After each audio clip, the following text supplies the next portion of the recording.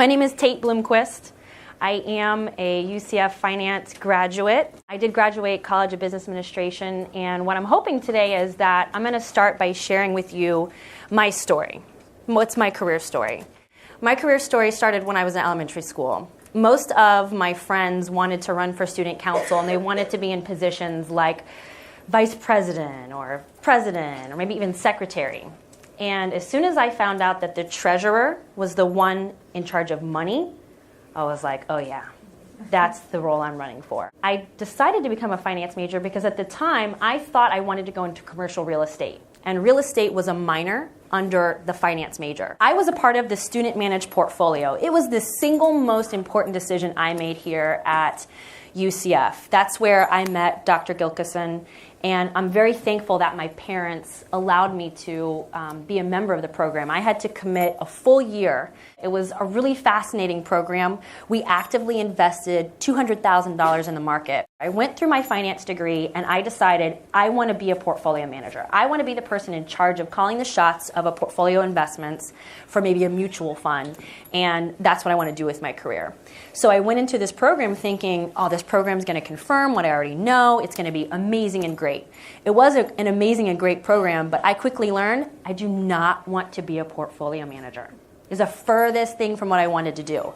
But I also realized that I had a very unique passion, which none of my other classmates shared, and that was something called behavioral finance.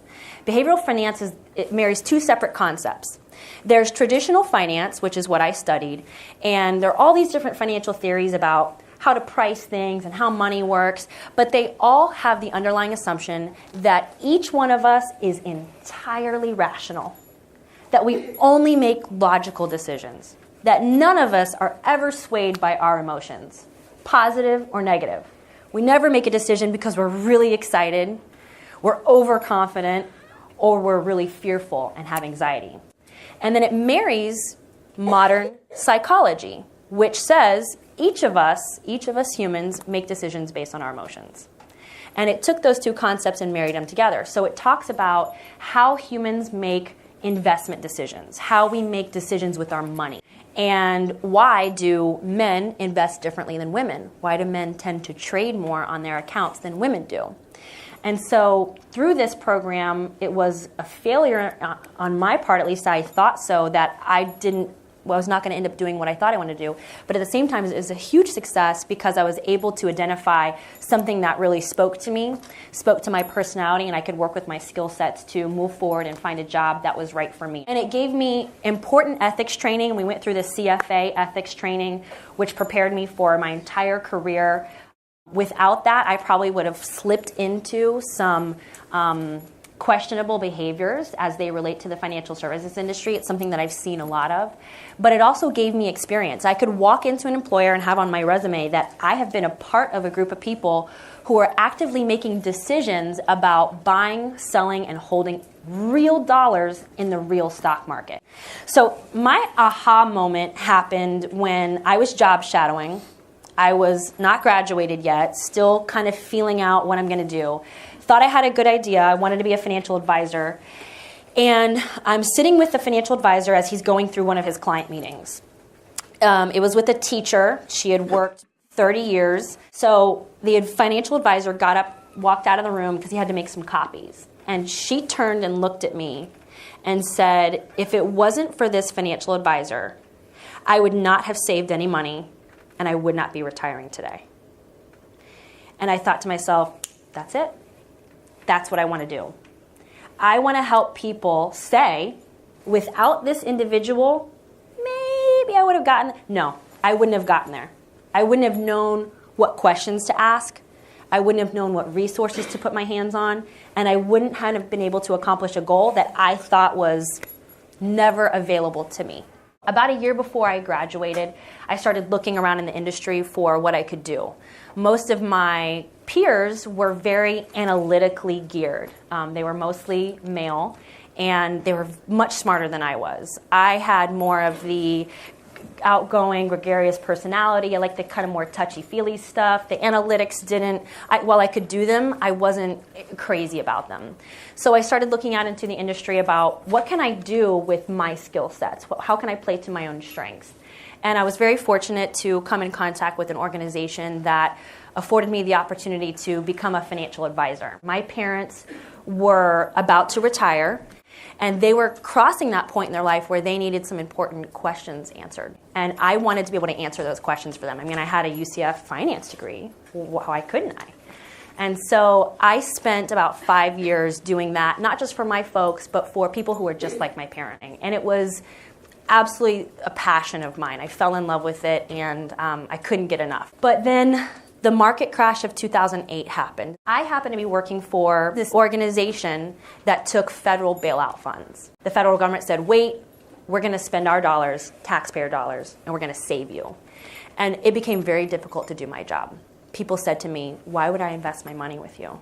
So I decided to take on a new role within the industry. I started working with financial advisors to develop their marketing plans, help them increase their client base, deepen relationships with clients.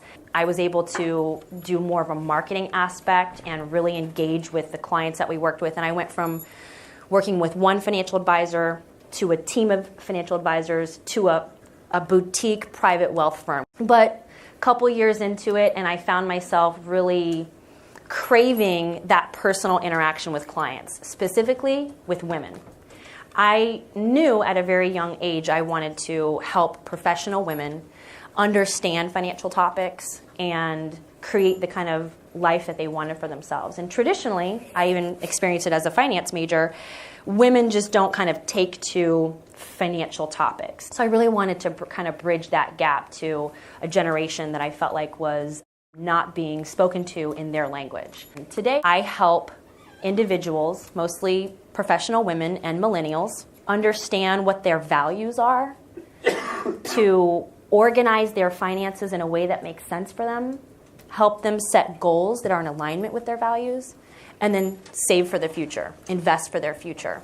For me, the struggle has been the ethical standards in my industry. I was very fortunate to go through ethics training here at UCF before I got out into the big bad world, before I saw things like money laundering, before I saw falsification of client documents. I didn't know when I was here that I was going to incur those things. And so I've had to really ask myself, in an industry where internet bubbles burst and mortgage bubbles burst and Wells Fargo's got tellers being fired for quotas that were placed by them making up fake accounts, and you've got federal governments bailing out banks and insurers.